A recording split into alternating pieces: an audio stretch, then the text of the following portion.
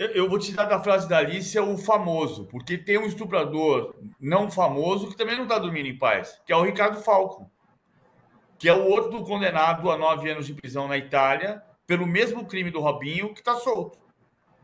A gente às vezes esquece, né? Eu acho que é justo a gente lembrar do Robinho, porque o Robinho é o cara famoso e isso tem uma repercussão internacional importantíssima para combater os crimes de violência, os crimes sexuais. É muito importante.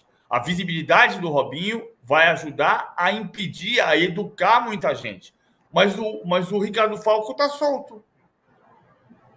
Que é o que me inconformava sempre no caso do Cuca. Por que a gente não fala do Chico, que era professor de alunos de adolescente no ano passado no Grêmio? Por que a gente não fala do Henrique, do Fernando?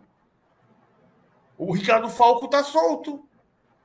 E ele precisa, e ele vai ser preso. A gente sabe que ele vai ser preso porque a jurisprudência vai levar à prisão do Ricardo Falco. Por isso que ele é um estuprador não famoso que também não está dormindo tranquilo. O fato é assim, Robinho está preso, é um símbolo de que precisa mudar essa cultura do estupro e essa cultura... As pessoas precisam entender que é um crime hediondo. Simples assim. E a CBF tem que se manifestar, não é para fazer uma nota de lamentamos profundamente as prisões de 2 antigos jogadores que prestaram serviço à seleção brasileira. Não se trata disso. Trata-se de dizer... acompanhamos os casos de Robinho e Daniel Alves, e isso nos leva a conclusões como todo jogador que chegar aqui no sub-15, no sub-17, no sub-20, no profissional, vai ter palestra de comportamento e de importância de como tratar as pessoas com absoluto respeito e de educação sobre crimes sexuais. Ponto. É o que a CBF tem que fazer. Não só a CBF. O Barcelona, o Milan e a CBF tem um problema para falar sobre isso, porque tem crimes, tem denúncias de assédio dentro da própria confederação. Não importa. A CBF tem que se pronunciar e tem que promover a educação para novos e para jovens jogadores. Deveria ser obrigatório, né? Você entra na base de um clube, você é obrigado, uma vez por semana, durante um período, a comparecer a um curso que eduque nesse sentido, porque os números são altíssimos e o fato do Robinho estar preso, por ele ser famoso, tem esse peso que o PVC falou, né? É um exemplo maior, mas obviamente a gente tem que cobrar também a prisão do Ricardo Falco. Prisão do Ricardo Falco é fundamental cobrar. E dos outros 3 que não foram julgados na Itália. Você sabe que eu fiz um curso sobre essa questão, né? Só que o meu curso tem nome, chama Dona Irene, minha mãe. Porque os jogadores, quando vão jogar em clubes de base, eles vão muito cedo, né? Então é compreensível que essa distância da família também dificulte a educação. Mas não é só um problema do futebol, né? Como a gente sabe, a gente tem 2 estupros por minuto no Brasil. Os números são absurdos. Mas começar no futebol já seria um começo, né, PVC? Agora, a pena... Não, diga. Eu ia falar, não é só no futebol, eu lembrei muito do caso do Carlos Monzon hoje. O Carlos Monzon não é um ídolo. Sabe, eu fiz uma reflexão hoje no texto sobre essa questão do ídolo. Eu não tenho ídolos. Pode ser uma falha do meu caráter. Eu não tenho ídolos. Nunca tive ídolos. Eu acho talvez o cara mais perto de dizer assim, talvez o Zico, não um ídolo, mas assim, o Zico era impressionante se ligar para o Japão de meio da madrugada e o Zico atende. E depois de falar meia hora, ele fala assim, cara, se você puder daqui a próxima vez ligar no outro horário, porque aqui agora são 3 da manhã.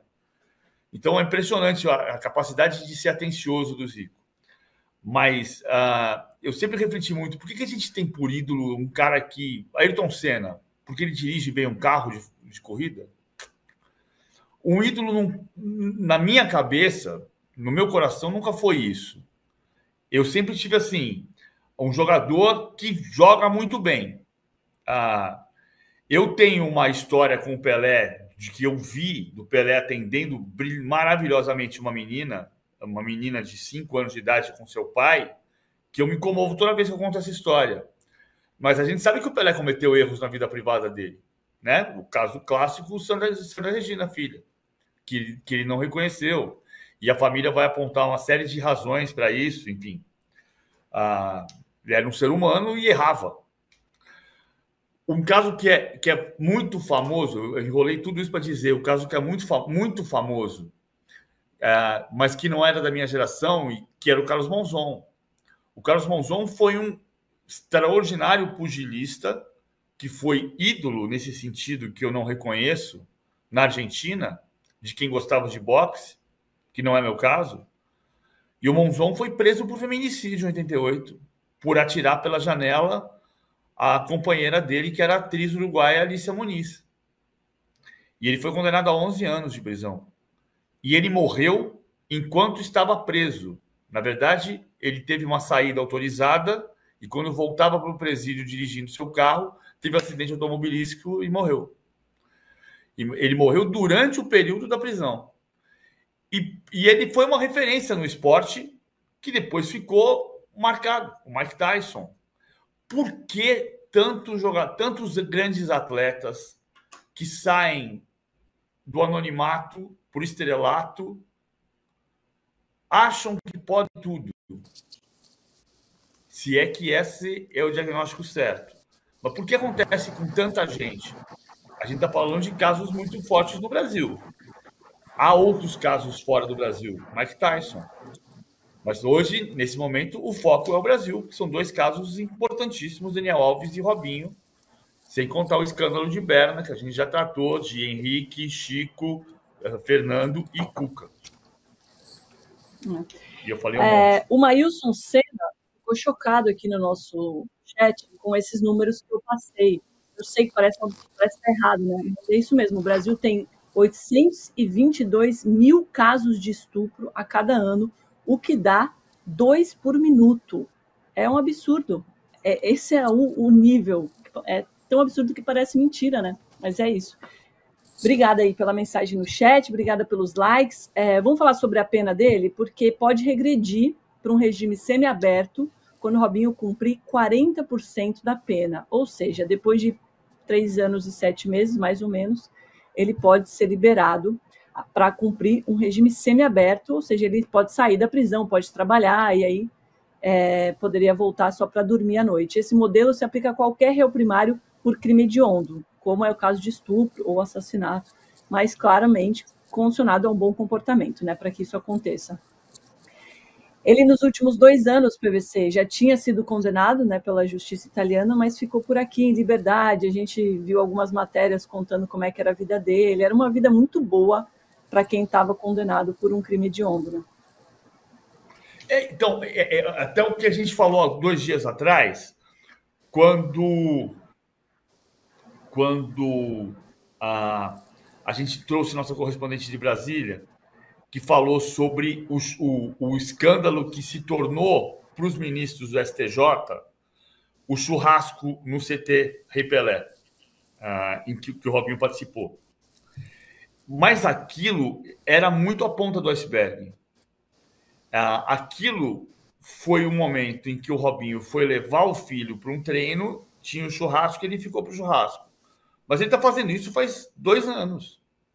Ele foi visto na praia com o Diego Ribas, ele foi visto jogando futevôlei, ele foi visto levando o filho no treino. Era vida confortável entre Santos e Guarujá, de alguém que estava zombando da sociedade. Tipo, não importa que eu tenha uma condenação na Itália, 9 anos de prisão por estupro, porque eu estou aqui no Brasil, e ninguém vai me prender. Claro que ele não estava falando isso com todas as letras. Mas por que o Robinho foi falar só no domingo para a TV Record? Porque a intenção dele era tentar criar uma confusão na opinião pública para dizer que a justiça italiana tinha feito um julgamento racista e dizer que a justiça brasileira tinha que criar um outro julgamento, o que era uma hipótese improvável na decisão da STJ. Infelizmente, sem contar, PVC, sem contar que o Ricardo Falco não é negro, né? Ele é branco. Então, esse argumento Exato. Do Robinho Exato. Cairia por terra.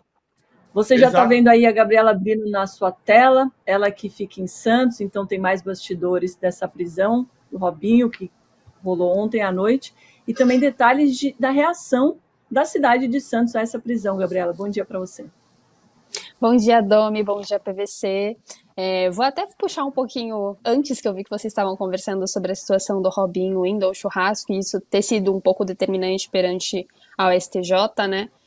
Foi um material do UOL, vale dizer, e que bom que isso influenciou de alguma forma nessa situação. Como disse o PVC, ele já estava tendo uma vida confortável há algum tempo aqui em Santos, entre Santos e Guarujá, né?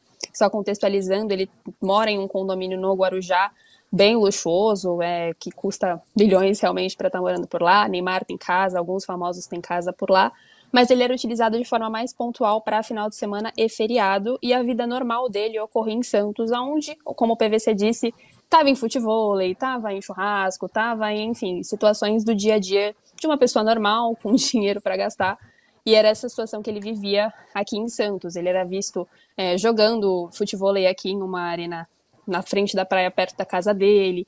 Ele ele participava de cafés e reuniões embaixo do prédio dele, em uma cafeteria chamada Brunella. Ele tinha uma vida realmente normal em Santos, e o pingo de água, né, que faltou para encher o copo nessa situação foi realmente o churrasco no CT Rei Pelé, que houve sim convite, tá? Vale pontuar que o Santos, em nota oficial, cita que não houve um convite dentro dessa situação, mas houve um convite de fato. Então, ficou por isso aqui de eu conseguir a foto dele dentro. Ele, de fato, enfim, participou normalmente do churrasco, comeu carne, fez uma social com os jogadores. Foi uma passagem realmente rápida, mas ocorreu essa troca com o pessoal dentro do CT Rei Pelé, tá? Falando sobre o caos que foi aqui em Santos ontem, em Santos a situação estava bem caótica, porque foi um dia de muita chuva, e essa situação de vem e vai dentro da cidade estava bem difícil por conta de árvore caindo, uma chuva muito forte por aqui, mas ocorreu de fato a prisão.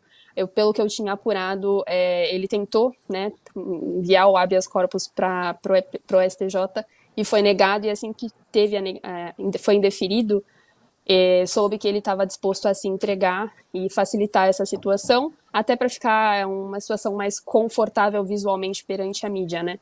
Então, essa entrega foi feita, de fato, no condomínio dele em Santos, tá? Vale pontuar, são 2 casas, uma no Guarujá e uma em Santos. E essa entrega foi feita em Santos, houve a prisão, na mesma noite ele já passou pelo corpo de delito e foi para São Paulo, que foi as informações que eu tive até a final da noite. Eu estava em Guarujá, foi em Santos, tinha gente de Santos daqui também no UOL, por isso que a gente soube de tantos detalhes assim. E a reação pública foi bem complicada, né? Tinha bastante gente curiosa ali pelos entornos da casa dele. É um local, enfim, de muito fácil acesso, né, porque é de frente para a praia, perto perdão, não onde tem do Aquário de Santos, perdão, lembrei o nome, perto do Aquário de Santos, um local bem de fácil acesso, então foi bem complicado, tinha bastante gente curiosa acompanhando todo o trajeto da polícia e tudo mais, foi difícil. Ali é Praia do Gonzaga, Gabriela, né? E ontem a gente... Ponta da Praia. Ponta da Praia. E assim, só para situar quem não está de São Paulo, de Santos até o Jardim de Acapulco, no Guarujá, se ele for de carro, ele vai demorar 30 minutos. Se ele for mais, de acho balsa, que uns 45 minutos de carro, viu? De balsa é mais rápido. De balsa é mais rápido. De balsa vai dar uns 25 minutos, mais ou menos. Isso é o que eu encontrei na internet sobre assim, só para... Ok, Alexa. Cala a boca, Alexia. Pronto, já é.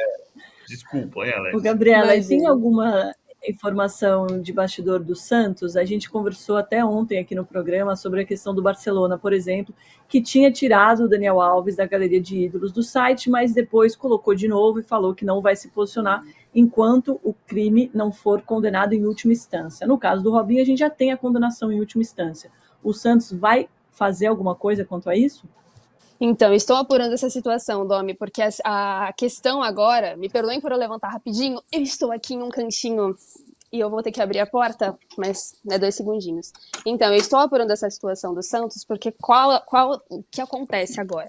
Primeiro que tem muitos itens do Robinho em memorial de conquistas na Vila Belmiro, ele foi um ídolo, né, no período de futebol, então o Santos leva muito isso em consideração. Mas creio que após a condenação a situação possa mudar, e eu estou apurando isso porque tem, por exemplo, foto dele no camarote.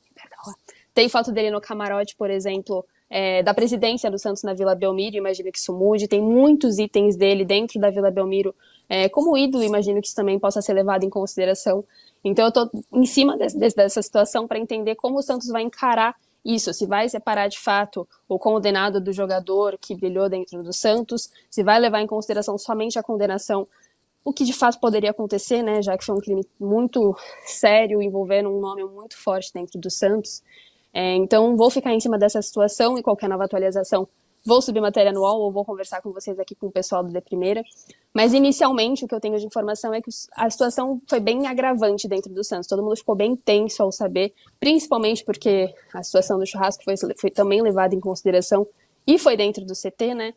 Então surgiu um burburinho, um clima, na verdade, dentro do Santos por conta disso, que logicamente, né, como teve o nome do clube envolvido, é natural que a situação fique tensa também dentro do clube. Por isso que vou atrás para entender como que vai repercutir essa situação dentro do clube e se vão, por exemplo, retirar os itens, retirar fotos e tudo mais do ex-jogador. Uma coisa que eu não tenho certeza se eu estou certo ou se eu estou errado, mas eu penso assim, em princípio, em primeira análise, bem preliminar.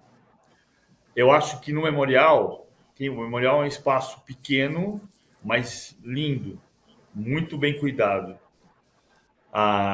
Eu tiraria todas as fotos do Robinho individualmente. Eu não tiraria as fotos do Robinho no time. Por exemplo, o time posado campeão de 2002.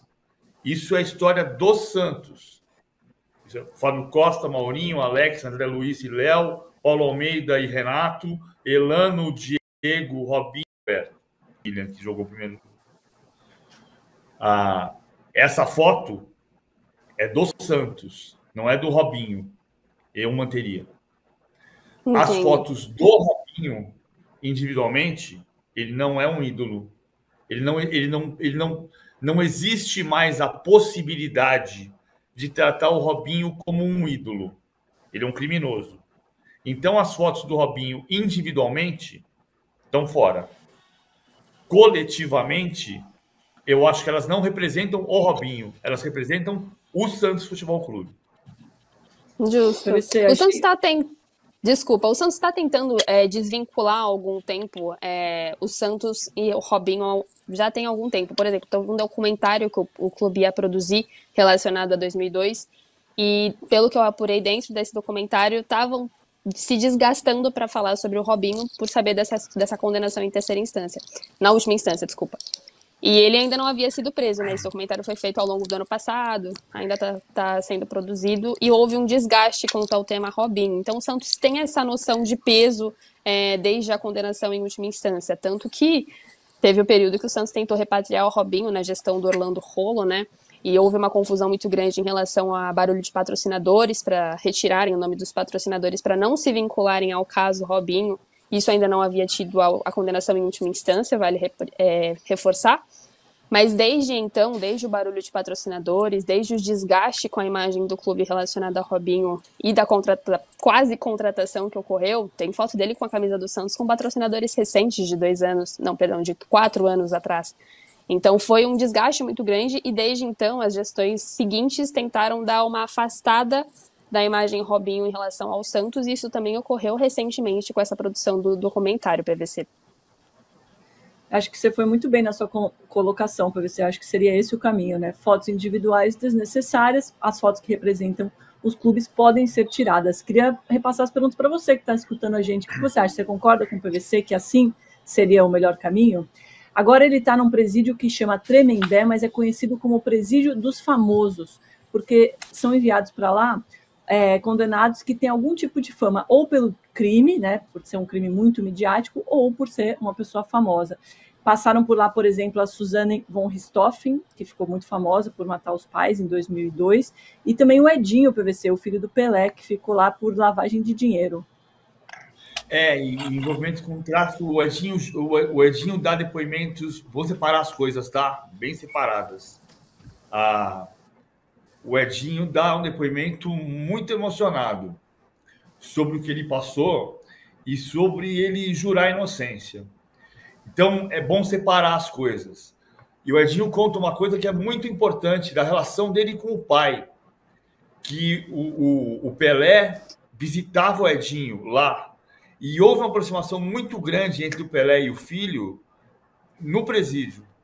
Então são situações diferentes. O Edinho ficou preso. Eu tendo a acreditar no Edinho, mas eu não sou juiz. Mas o Edinho dá um depoimento muito emocionante sobre o que ele viveu no presídio. E ele jura que era inocente, enfim. Mas ele foi condenado em última instância? Ele foi condenado, tenho certeza, ele ficou 2 anos no Tremembé. Ele ficou de 2017 a 2019 em Tremembé. Tremembé é uma cidade que fica no Vale do Paraíba, depois de Taubaté, antes de Pindamonhangaba. Ele ficou 2 anos em Tremembé, pelo menos 2 anos em Tremembé. Entre entradas e saídas, ele foi preso, foi solto, foi preso de novo, por envolvimento com lavagem de dinheiro ligado ao tráfico de gente com quem ele se relacionava. Enfim, não dá para, eu não vou tecer juízo de valor mais do que eu já fiz aqui em relação ao Edinho. Até porque se ele foi condenado, não tem o que a gente tecer juízo de valor, né? Foi condenado, foi condenado. Sim, eu não tenho certeza da última instância dele. O Edinho é um crime diferente, né? Ou seja, o Edinho teve uma questão de lavagem de dinheiro ligada a tráfico de drogas em relação a pessoas com as quais ele convivia. E ele passou um tempo forte lá dentro. Mas era diferente do Robinho. O Robinho tem uma condenação por estupro. É um crime de outra natureza. Não que tráfico ou lavagem de dinheiro seja um crimezinho simples, né? É que eu sou muito tocado pelo depoimento do Edinho. Então, tem uma questão de conhecer um pouco da história e não profundamente para dizer que foi a última instância. Vou até checar aqui. Perfeito.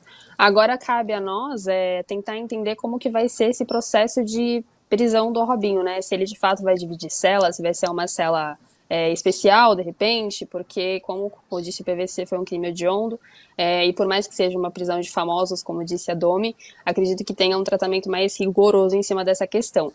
Vou tentar apurar ao longo do dia também, estou desde ontem tentando conseguir essa informação honestamente, mas como vocês sabem, imagina como estará o celular, enfim, do pessoal da assessoria da STJ, STF e tudo mais, da própria Polícia Federal. Então estou tentando essa informação desde ontem, mas tem sido desgastante porque é um acúmulo de informações e de muita gente chamando ao mesmo tempo, né? Mas estou buscando essa informação para tentar dar com detalhes um pouco mais esses bastidores ao pessoal que está nos assistindo. Vale dizer que é uma questão que, por mais que seja um assunto nacional, mundial, também é um assunto muito restrito. Então a gente tem que se desgastar e insistir bastante em cima desse tema para conseguir as informações. Então eu peço calma, mas quero trazer essa informação sobre detalhes de como que é a cela, sobre detalhes de como ele está se passando lá dentro. O que eu sei é que a família, amigos ficaram muito impactados, surpresos assim, com a decisão final. Estavam muito esperançosos em cima desse habeas corpus que foi negado. Então, foram pegos, entre aspas, de surpresa pela decisão final. Ontem todos estavam na casa dele em Santos, tá? A família dele estava com amigos, família, pessoas mais próximas de um vínculo mais restrito na vida do Robinho. E quando surgiu a definição de decisão do habeas corpus que foi negado, meio que em um consenso foi definido que ele de fato se entregaria para facilitar a situação e entregar uma imagem, entre aspas, mais limpa dessa situação para o público que vai estar. Tinha muita imprensa na frente da casa dele, né? Então seria mais bonito, entre aspas, que ele se entregasse e aparecesse dando esse apoio ao policiamento que foi buscá-lo. Mas foi pego de surpresa. Quantas pessoas, desculpa te interromper, mas quantas pessoas estavam por ali na frente da casa dele no momento da prisão? Tinha bastante gente. Eu tava, como eu falei no início, eu estava no Guarujá, dividimos a equipe do UOL em 2, né? Porque a gente não tinha certeza sobre Guarujá ou Santos, então estávamos nos 2 locais para não ter o risco da gente perder a situação. E eu estava no Guarujá. Em próprio Guarujá, tinha cerca de 5, 6 emissoras de TV, 4, 5 repórteres de imprensa escrita. Já na frente da casa dele, pelo que eu vi por vídeos principalmente, era bastante gente, cerca de 10 pessoas de TV, bastante gente da parte escrita também estava por lá. Basicamente, vários veículos se dividiram em 2 locais, né, por conta do Guarujá e por conta do Santos, são 2 casas. Muitas pessoas, assim, que não repórteres? Sim, muitos curiosos, porque desde o início da tarde já estava se levantando esse burburinho, né? E ali, como eu falei, é um local de muito fácil acesso. O prédio dele fica logo ao lado de um estabelecimento que é uma cafeteria, tem bares em volta, tem um aquário muito próximo. E por mais que estivesse chovendo, a informação era para qualquer pessoa que estivesse interessada no assunto ter acesso a onde estaria localizado. Então tinha bastante gente curiosa, muita gente com o celular na mão, muita gente que no próprio Guarujá, por exemplo, onde a gente estava, passavam moradores entrando e saindo do condomínio. O Caco, por exemplo, estava por lá, o Caco Barcelos, e conversou com muita gente saindo e entrando do condomínio, e muita gente querendo falar, né? Muita gente querendo conversar para explicar qual era a situação, qual era o clima dentro do condomínio. Inclusive, o que eu posso trazer, que eu estava no Guarujá, é que tinha muita gente tensa também dentro do condomínio por não saber o que queria acontecer naquela noite. Todo mundo sabia da situação, que poderia ocorrer a prisão a qualquer momento, né? Mas muita gente tensa para saber como isso iria ocorrer. E muita gente passando por nós falando, vocês estão aqui pelo Robinho, né? Pô, eu não vi ele hoje, talvez ele esteja em Santos. Então, muitos curiosos tentando conversar com a imprensa, tentando ajudar de alguma forma, tentando buscar informações conosco também. Então, imagine o caos que estaria na frente da casa dele, na frente da residência dele em Santos também, que era onde tinham mais câmeras, onde a imprensa também dava como certa a situação por lá.